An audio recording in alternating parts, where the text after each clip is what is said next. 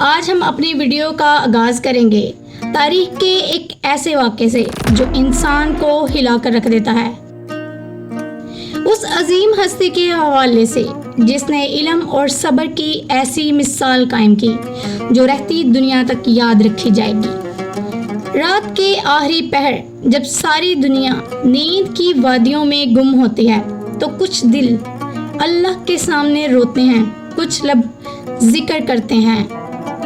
یہ قصہ ہے اسلام کے عظیم امام احمد بن حنبل کا۔ ایک رات جب امام احمد بن حنبل سفر پر تھے تو ایک انجان شہر میں داخل ہوتے ہیں۔ اندھیری رات ہو چکی تھی۔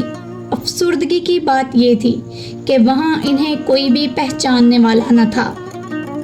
اندھیری گلیوں میں تنہا چلتے ہوئے امام صاحب نے ایک مسجد دیکھی اور مسجد میں جا بیٹھے، لیکن مسجد کے خادم نے کہا یہاں رہنا منع ہے، مسجد بند کرنی ہے۔ امام نے کہا میں مسافر ہوں اور کہیں اور ٹھہرنے کی جگہ نہیں، لیکن وہ خادم انہیں مسجد سے باہر نکال دیتا ہے۔ آپ سوچ سکتے ہیں امت کے اتنے بڑے عالم کو زمین پر گھسیٹ کر کس طرح سے مسجد سے باہر نکالا گیا۔ امام احمد بن حنبل مسجد کے باہر زمین پر بیٹھ گئے، لیکن خادم نے پھر بھی چین نہ لینے دیا، بازو سے پکڑ کر انہیں مسجد کے دروازے سے گھسیٹتے ہوئے باہر کیا۔ اتنے میں نان بھائی نے یہ منظر دیکھا اور کہا آئیے میرے گھر چلیں۔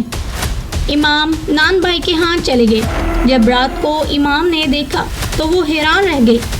وہ نان بھائی آٹا گوندھ رہا تھا، روٹیاں پکا رہا تھا، مگر زبان پر مسلسل استغفر اللہ کہہ رہا تھا۔ امام صاحب نے اس سے پوچھا بھائی تم ہر وقت استغفر اللہ کیوں کرتے ہو؟ نان بھائی نے کہا یہ میری عادت بن گئی ہے، چاہے میں کام کروں یا آرام، ہر وقت استغفار کرتا ہوں۔ امام نے پوچھا کیا تمہاری کوئی ایسی خواہش ہے جو ابھی تک ادھوری ہو؟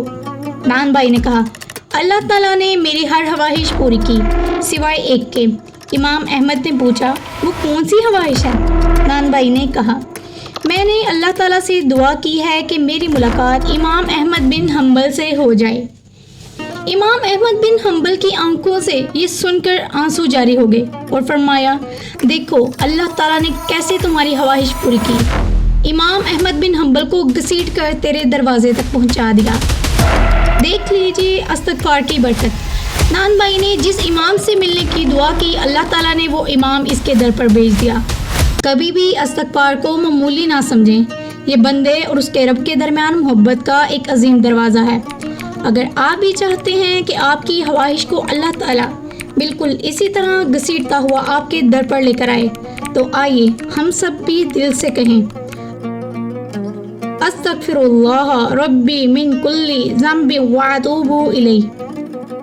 میں اپنے رب سے ہر گناہ کی معافی مانگتی ہوں اور اسی کی طرف رجوع کرتی ہوں۔ آخر میں میری یہی دعا ہے کہ اللہ تعالیٰ مجھے اور آپ کو استغفر اللہ کہنے کی توفیق عطا فرمائے۔ آمین یا رب العالمین۔